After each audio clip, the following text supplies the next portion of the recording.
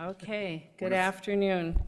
Welcome everyone to the Metro Flood Diversion Authority meeting of Thursday, March 28th, 2019. Roll call, please.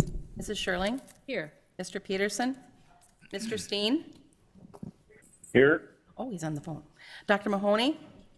Mr. Pepcorn? Here. Mr. Grinberg? Here. Mr. Judd? Here. Mr. Hendrickson? Here. Mr. Paulson? Here. Mr. Campbell? Here. Mr. Wayland? Here. Mr. Thorsted? Here. Mr. Olson? Here. Great, thanks everyone for joining us today. You have in front of you the minutes from the previous meeting. Are there any corrections or additions or a motion to approve? I move to approve. Thank you. Commissioner Pepcorn, is there a second? Second. Thank you. Moved and seconded. Any further discussion on the minutes? All those in favor say aye. Aye. Opposed, same sign. Motion carries. And the agenda. Are there any additions to the agenda? Cost reimbursement agreement. Yes. Item 8E. We have the, yes, okay, very good. So we need to amend our agenda with the cost reimbursement amendment 8E. Can I get a motion to approve that? So move. Second. Is there a second? Thank you. All in favor, say aye. Aye. Opposed, same sign, and the agenda is approved. On to program management, item 4. Hello. Hello. Right. So for the program management report, the activities and accomplishments that occurred over the last month, executed the PPA Amendment 1 with the Corps, securing $750 million from the federal government for the project, coordinated with the Buffalo Red River Watershed District non-permit review, furthered North Dakota legislative funding request with testimony to the House Appropriations, submitted a brief to the federal court requesting partial lifting of the injunction, distributed letters to all property owners whose land is affected by the project. The watershed, the Joint Watershed Resource District contracted with 7 appraisal firms for appraisal services. Those were 7 master services agreements. They also awarded 5 task orders to perform appraisal services, and continued refinement of the hydraulic model for the Clomar. April priority areas. The federal lawsuit hearing is on April 1st. The objective is to dismiss litigation and remove the injunction to move forward with the project. Continue outreach to local entities and the Minnesota DNR regarding the DNR permit status. Submit the revised Clomar to FEMA. Advertise for rural structure removals, putting that package together. Continue with early and voluntary land acquisitions. Appraisals for remaining property for the channel, and scoping for the next phases of ag impacts and flowage easement studies. Reporting on the overall program status and the Q1 2019 cash budget. The overall program status, based on a program budget of $2.75 billion, expenditures as of February 28th were about $457 million. Reporting on the fiscal year 2019 Q1 cash budget. Out of the $8.5 million Q1 budget to date, as of as of February 28th, about $3.1 million has been spent, leaving a remainder of $5.3 million. That's it for the PMC report. Thank you. Any questions? All righty, then we'll move on to the administrative legal report. Mr. Shockley, do you have anything for us? Okay. The only thing I would add to that is that we had a discussion earlier regarding reigniting our search for an executive director. And perhaps I could get Mr. Wilson to kind of give an update on where we're at in that process.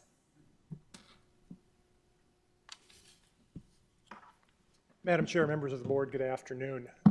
Just again, a quick update for you. At the direction of the chair, the Executive Director Search Advisory Group has had a number of conversations over the last couple of months and formally met or met informally this afternoon with our consultant, Pam Derby of CPS Consulting this afternoon, just to talk about the parameters of moving forward with a renewed search. And it was really the direction of the chair and the members of that advisory group that we move forward, and this is more or less an update for you that we would, there's an agreement there that would really, this would just be an expenditure really of expenses moving forward, and then if a successful candidate was identified and placed, there would be a $10,000 reimbursement or payment for that successful completion. This was really the financial parameters of this. We can move forward as through the powers of the executive director, but this was really the informational element of that we wanted to make sure that you were aware that is moving forward, was initiated at the direction of the chair, and then at the concurrence and of the rest of that working group. And I'd stand by for any questions or input if you had any. Thank you, Mr. Wilson. So our timeline for this would be, why don't you run us through that if you happen to have it? I don't remember it right offhand. Absolutely, and the reason we are bringing this forward to you in this matter this afternoon is, again, we've had some individual conversations leading up to this, but this was the first opportunity to really engage with the consultant as that advisory group, and the consensus of that advisory group is they would like to move forward in an expeditious manner. Following board meeting after this would be a month from now, and the consensus was they'd rather not lose that month. And so what we would look at doing as far as a timeline is the brochure that would be used would be approved by that working group the first week of April. And this is very similar to the one that was used on the last time the search was in process, which was February of 18, and then final approval from that search committee for the updated book would be April 5th. Put it out in the market the week of April 8th, and then aggressive outreach and looking for candidates and reviewing those candidates between April 8th and May 13th, and then the selection activities would begin middle of May, moving forward with selection committee interviews tentatively scheduled somewhere in that first 1 or 2 weeks of June. Thank you. So when we did this the last go-around, we felt like we were pretty successful in getting some quality candidates, but there was a lot of concern because we didn't have a permit at that time. And now we do, and things are moving along, and you know, when is the right time? I think now is the right time personally, but I'd certainly like to see this board weigh in if you have any questions or concerns or comments about moving forward. Madam Chair, I appreciate the update. I don't have any concerns about moving forward. I'm excited about the next phase, and I think I can't speak for Robert and Michael, but I'm sure they're ready to relinquish their duties at that point when we make a decision. And my memory serves right, we have amended this search to broaden just from a pure technical candidate to a leadership and management as well as maybe technical, so we might find a different pool that give them what's the right skill set to take the reins, and that makes me comfortable. Great, thank you. I couldn't agree more. So I think it's very timely.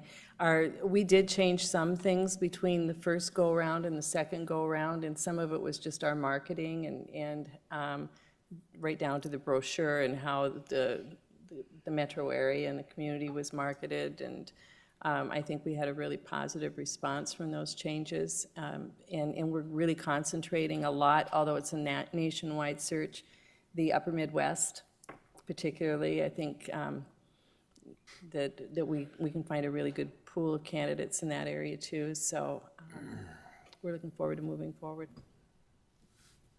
Okay, thank you. Anything else for administrative, legal? Public outreach, you met yesterday? Yeah, Commissioner Scherling.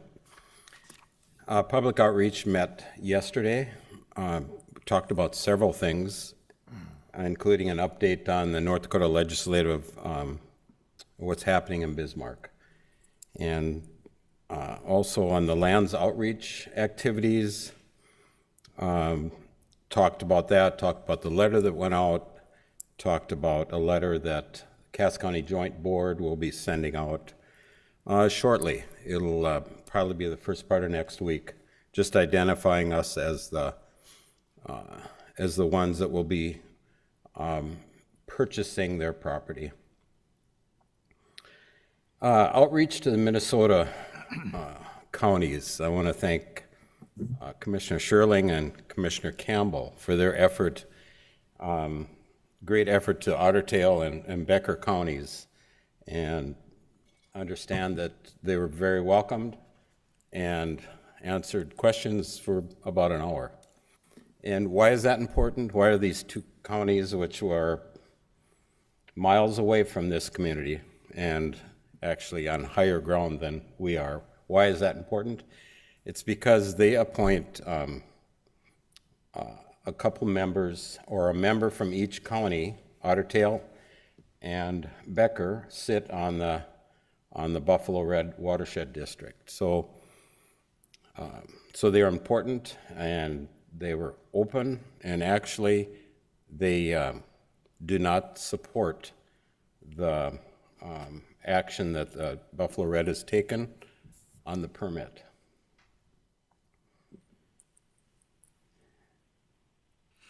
Okay, at this time I'd like to call on Tammy Joe. She's going to give us questions video that was made. Hi, I'm Tammy Jo Taft. I do videos on the website, and this is a video that we just shot and edited this week, and so we're working on production of a few more 3 questions videos. So if you know of someone else that would be a good fit for one of these videos, please let us know, because we'll go out and ask them their thoughts on the project.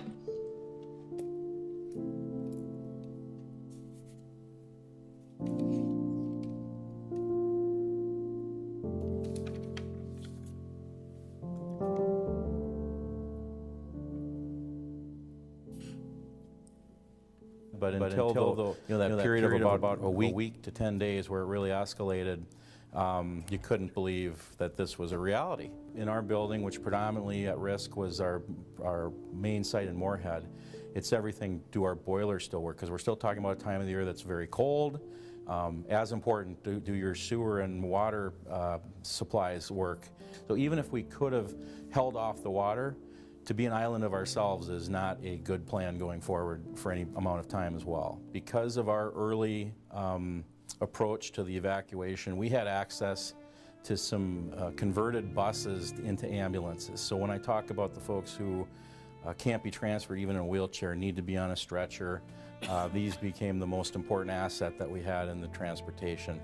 When the hospitals decided to move, I can tell you, I don't think we would have had access to those. So that is really the fear I have going forward, is there isn't enough of those assets.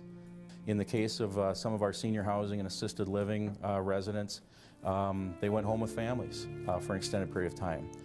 And so what was hopeful was 3 or 4 days became 10 days plus. And so I would say that beyond our residents, it tested many people who not only had their own issues and the things that going on in the community, but then had their loved ones who normally reside with us as house guests as well.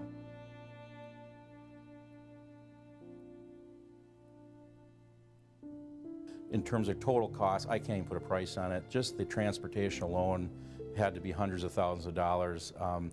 for the state of Minnesota, I'm sure well into the millions in terms of total cost. The impact on our folks, it's hard to quantify. I know that for days afterward, I wouldn't call it post-traumatic stress necessarily, but it does really wear people down. We had no deaths, which is what we were told at the time, fairly common, and common to the extent that each resident is given a body tag, and one of the options is deceased. So you know that this is a pretty serious issue when you have to relocate that number of vulnerable adults in a very short period of time, and it wasn't, the gravity of our situation wasn't lost on us then, and it certainly isn't now. Because even for a period of 8 to 10 days, people really get nervous. Am I going to be able to come home? And the trauma and the different things that causes for folks is hard to measure.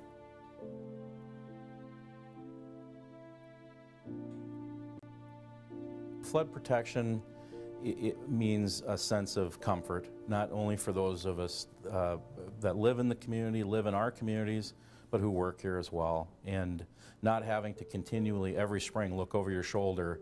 Are we going to have a slow thaw this year? How much snowpack do we have? Are we going to get a spring rain that's going to create problems we didn't see coming? And so, even on the years where you don't think you're going to have a problem, it's always something in the back of people's minds. I would say, as much as I commend all of the work that's been done, particularly on the Moorhead side, I think everybody in the community feels strongly that we need something more permanent. I've never pretended to understand the math. What I can understand is that from a metropolitan area and the assets and the infrastructure that we have here, that number doesn't seem to be that harrowing to me when you think about protecting what is Fargo-Moorhead. Anybody that lived through '09 knows why it needs to happen.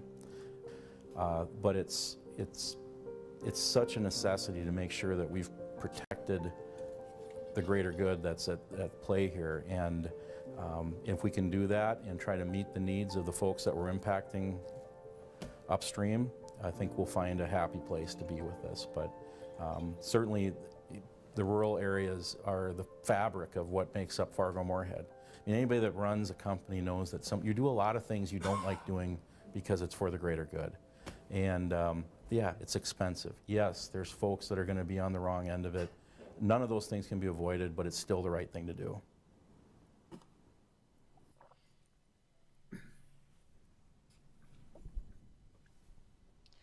So you can see all of those at our YouTube channel, which is youtube.com/fmdiversion.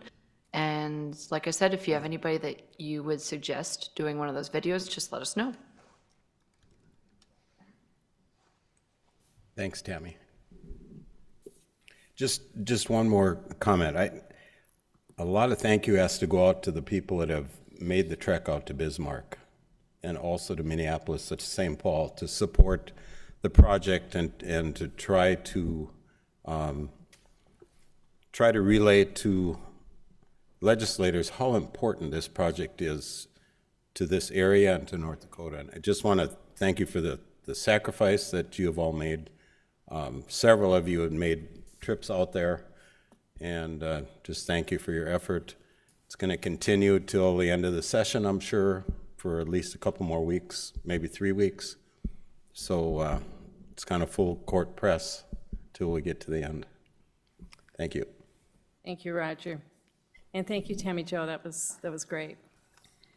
Okay, moving on. Business Leaders Task Force update. I don't see Mr. Dawson here. Is anyone reporting on that? I know they've been heavily engaged in outreach, and I certainly appreciate that. Maybe they're off in Bismarck, who knows? Okay, thanks. And then item number 7, land management. Land management is in full swing right now, and getting phone calls since our letters sent out. I've been contacted by a handful of landowners as well. Every situation is unique, and we continue to strive to treat everyone fairly and as flexibly as we possibly can. We met yesterday, the Land Management Committee. We discussed a number of things, including the timeline for completion of the channel, which I believe is spring of next year. So there's some urgency to reaching out to these folks and getting that taken care of in the channel. But also in the fringe areas, a lot of questions from people on what kind of mitigation is going to be necessary in that fringe area that is unlikely to ever really see water. So that's a challenge as well. We also discussed crop insurance and engaging farmers in some of those discussions, and also talked about getting together a group to discuss cultural areas and cemetery impacts. And we did have some folks talking about that in the past, but we're going to kind of re-engage that now. We're not impacting nearly the number of cemeteries that we were before, but nonetheless, there are some that are impacted, so we need to visit with those folks about that. Eric, did you have anything else you wanted to add? All right, thank you. Any questions on land acquisitions or mitigation? Okay, then, item number 8, finance. Thank you, Madam Chair. We met yesterday, March 27th, and we had a few items we discussed, and they are on the agenda, and we'll talk about them in a little bit. For the project summary budget for the month of February, total revenues equaled 4.8 million, while total expenditures were 1.8 million. The fiscal year to date, total revenue was 8.9 million. The total expenditures were 3.1. And our net position, we have assets right now of 91,074,820, with a couple receivables there, which for a grand total of 92,027,034. And with liabilities, total liabilities for the net position is 1,270,455. So we're in a net position of 90,750,279. That's it for the report. Okay, thank you.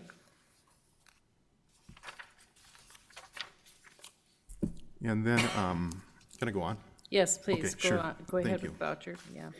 Voucher approval and recommended contract actions. I'd like to call Kim up. Thanks, Kim. All righty, sure. All right, so for the contracting actions, the co-executive directors approved 3 task order amendments. They were Task Order 1, Amendment 4 for material testing services for Work Package 43, Work Package 28, and Work Package 52. That's with Braun Intertech for $35,000. Task Order 15, Amendment 10, Draft Operations Plans. That's a change order for an added scope and budget for additional Corps of Engineers requested modeling and analysis. That's with Houston Moore Group for $140,000. And then lastly, it was Task Order 1, Amendment 6 for Beaver Creek Archaeology for Phase 1 Cultural Investigations for $15,000. And in those cultural investigations, there was a question yesterday, so I included the location here. This is just a description of the locations that are requiring the cultural surveys, cultural investigations, and here's the map that shows the locations. You can see the one on the top is in the north end, and then there are 2 on the south. And then also, this was approved by, as I mentioned earlier in the PMC report, these were approved by the Clay County Water Resource District, right? Yeah, Clay County Water Resource District. It's Cass County. All right, Cass County, sorry. So this is for the appraisal services. It was 7 master services agreements and then 5 task orders to perform appraisal services. And these were approved by the Clay County, like we said. And that's it for contracting actions. Okay, thank you. Questions or motion? Thank you. Any further discussion? Roll call, please. Mrs. Scherling? Yes. Mr. Peterson? Yes. Mr. Steen? Yes. Dr. Mahoney? Aye. Mr. Pepcorn? Aye. Mr. Grinberg? Mr. Judd? Aye. Mr. Hendrickson? Aye. Mr. Paulson? Aye. Mr. Campbell? Yes. Mr. Wayland? Yes. Mr. Thorsted? Yes. Mr. Olson? Yes. Okay. Next item. Thank you, Madam Chair and members of the board. We had one additional item. You had a revised agenda sent to you earlier today, item 8E, and that is a cost share reimbursement agreement amendment that we have with the State Water Commission in Bismarck. We received a timely item yesterday, and that is just simply an amendment form, a one page that's in front of you at the dais this afternoon.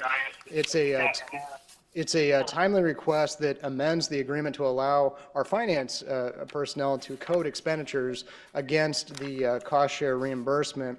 And so these are the same terms that we've operated under before. These were contained in Senate Bill 2020 that was approved by the legislature in the 2015 session. So it's a simple agreement that needs to be amended. The Finance Committee did unanimously consider this item as a recommendation to the full Board of Authority today. Thank you. Questions? Or motion? I'm sorry, Madam Chairman. Yes. Chairwoman. I just had a question, Mike. We had this question that we went before, Mary, where we had to have the county approve, the city approve, everybody approve. Have we streamlined that in any way as far as a cost reimbursement? That's a great question, Mayor, and for the benefit of the board, we can provide an update on that. John, Nate Borboom, myself, and Eric Dodds were actually meeting with the Water Commission staff on Tuesday, and I'll let John speak to that, but we have talked about trying to streamline those processes so we're not back before multiple boards to get a simple reimbursement. So I'll have John speak to that. Thank you, Madam Chair, members of the Diversion Authority Board. When we met with the State Water Commission on Tuesday, we discussed that specific issue, and the State Water Commission personnel agreed that we could have a resolution that would be passed by the Cass County Joint Board and the City of Fargo that would just authorize the Diversion Authority to be the vendor to pay the bills instead of having those multiple approvals. We also discussed some other efforts to streamline the process. One of the positive items that came out of that meeting was that we could start submitting large payment requests, contractually obligated payment requests ahead of the time to pay them. So for example, when we have the P3 milestone payment, we can submit them that invoice without having to pay it first out of funds on hand at the city or the Diversion Authority and get reimbursed, and instead have the State Water Commission pay the bill directly. And we're still working out the specific details about that, but it was a positive meeting. So John, you say that can be fixed on our part by resolution. It doesn't have to be in the amendment document. It's just something we would do or different entities. Correct, and I'm actually preparing the resolutions as we speak, and hopefully we can get them on the next commission. So that's agenda. actually a cost savings because now we're putting bills side by side. They're paying, we don't have to pay it and then get them. So we'll have more ability to use our. Yeah, for future expenditures. For this one, for the current 6.6 that we would be seeking a reimbursement for, those expenses have already been incurred, and so the Diversion Authority will be getting a check back for about $6.5 million out of this amount. So, Madam Chair, I have a question. So this is the first time I've seen this, but so this is to approve, so then they can spend up to $66 million without having to go to each different group, is that correct? Maybe I can clarify. So in the legislation from 2015, 2013, and 2017, the Diversion Authority received biennial appropriations of $66.5 million for the project. Those appropriations are obtained through the cost share agreement with the State Water Commission. This is an amendment to the cost share agreement to tap into the 2017 dollars. What the request is instead of having to go to each board to get approval for the reimbursement for funds already spent on the project, that the Diversion Authority, this body, could just request the approvals instead of going back through to each board. The Diversion Authority would still have control over the actual expenditures.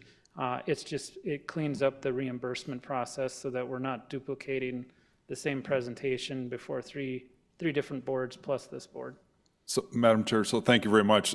Once again, I'm a little bit slow on the pickup, so I didn't quite get it, but it's basically this is, so you don't have to, this is money that's already been spent, and so it just makes it easier to, instead of having to do it for all three, for all separate entities, so thank you. And it saves us time. The mayor can vouch that I'm not that bright, so it takes me a little longer to figure that out. Brighter every day. Thank you. Great questions, thank you. Commissioner Scherling? Yes. Yes, and we did take this up at the Cass County Joint Board meeting this morning, just discussed it. We did not make a motion on it, but we are aware of it, and we do support the shortening of the process. Just one more thing. It would be nice when we submit a bill that the money is wired to us rather than a hard check. It just would be safer, I think, and it'd just be easier. There's some angst in our office to opening a letter with a $6 million check in it. And so if that could be handled, that would be much appreciated. Don't you like hold it up? Lots of selfies. Right.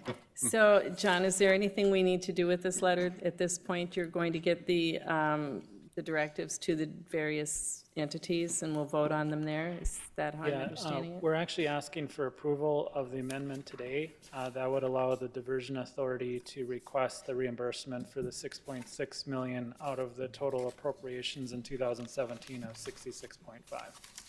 Okay. Move to approve. Thank you. Moved and seconded. Any further discussion? Roll call vote, please. Mrs. Scherling? Yes. Mr. Peterson? Yes. Mr. Steen? Yes. Dr. Mahoney? Aye. Mr. Pepcorn? Aye. Mr. Grinberg? Aye. Mr. Judd? Aye. Mr. Hendrickson? Aye. Mr. Paulson? Aye. Mr. Campbell? Yes. Mr. Wayland? Yes. Mr. Thorsted? Yes. Mr. Olson? Yes. Thank you. The motion carries. On to item number 9. Madam Chair? Yes. There wasn't a motion to approve the vouchers. Oh, I'm sorry. Thank you for pointing that out. Thank Second. you. Any discussion on the vouchers? Roll call, please. Mrs. Scherling? Yes. Mr. Peterson? Yes. Mr. Steen? Yes. Dr. Mahoney? Aye. Mr. Pepcorn? Aye. Mr. Grinberg? Aye. Mr. Judd? Aye. Mr. Hendrickson? Aye. Mr. Paulson? Aye. Mr. Campbell? Yes. Mr. Wayland? Yes. Mr. Thorsted? Yes. Mr. Olson? Yes. Okay, moving on then. Preparation for task orders 5 and 6. Kim? This is just to give you guys a heads up that next month, we're going to be asking for approval for Task Order 5. Task Order 5 is for continuation of program management services. We're currently running under Task Order 2, Amendment Number 2, which expires April 30th. So continue program management services, we have to have something else in place. What we're looking at is for a full-blown program management services task order that has a small segment of P3 scope in it as well. That's to start or to initiate, to re-engage the P3 part of the deal. It's not to do the actual procurement. That would be task order 6, which would follow on. John, I don't know if there was anything else you wanted to add. Yeah, so, thank you. In respect to task order 6, we're holding on development of that until we hear more from the federal court regarding the injunction, the lifting of the injunction, and also the contested case hearing process. We felt that it was prudent to hold on that because we just don't know what is going to happen within the next month or two. That said, it's really critical to move forward with task order 5 because of the expiration of task order 2, which is relating to the PMC services. Questions? Staffing changes? Any changes in staffing, increased staffing with? Depending on how the next couple of weeks go, if we're going to go in full swing, then yeah, we'd probably be adding staff. Otherwise, it's kind of like the status quo. We're aware of the expense of kind of loading a team up if we don't have the work to go ahead yet. Madam Chair, then I presume that Finance Committee will be wrapping their arms around this in April? Okay, thank you. Commissioner Peterson. Thank you, Madam Chair. And we also discussed how they've been keeping appraised, or our administrators, co-administrators appraised as to what they're doing as well, too. So it's not going to be dropped on them with no warning either. Great. Legislature's going to adjourn on April 20th at 9:58 p.m. Okay. Can I second that, or? Well, we look forward to needing to get moving on task order 5 and 6, especially with all the hard work everyone is having to do with this year's spring flood. It's more and more critical. I think everyone's seeing how we really need to get moving on this. It could have been done already, but it's not. Here we are. And hopefully we'll start moving some dirt this year. And I will just add to that, thank you, everyone. It's kind of, sitting from where I'm at, it's sort of like herding cats some days. You know, there's folks in Bismarck, and there's folks in St. Paul, and others going to DC, and Kevin and I keep meeting in Barnesville, and, you know, it's just one meeting after another constantly, and I know everyone here is really working hard on this, and if you're not, you're down probably filling sandbags. So appreciate everyone's hard work, and I can't say more. I'm just very optimistic that we're all our work is really going to pay off here, and hopefully it'll be sooner rather than later. Is there anything else? Mayor? Madam Chair, I know item 8D is tabled. Is that going to have Chuck some more information come back to us? Is that what the deal is? Yeah, as soon as we meet, as soon as the Finance Committee meets, we'll have more information for you. It was a good, long discussion. We just need more information right now from the... So that was the only reason we delayed. Okay, Right. thank you. Okay, anything else? And I just would like to add, Mayor? When you're ready. No, I just want to add, in addition to thanking this group here, thank all the staff and members of our audience, because I know you're all here and you're working hard on our behalf as well. Really appreciate it. Mayor? I was delayed a little bit because we got an upcoming weather report came in today that actually everybody's prayers and a slow melt has really helped out. But we're probably going to have the height of the river less than what we had predicted. We have very favorable forecast today that will actually make some of our efforts slow down a bit. And so I just, the mayor, if we could sit down and talk here afterwards with two mayors and Mary and kind of talk about it a bit, but it appears that this favorable melt has really worked in our favor and continues to work in our favor.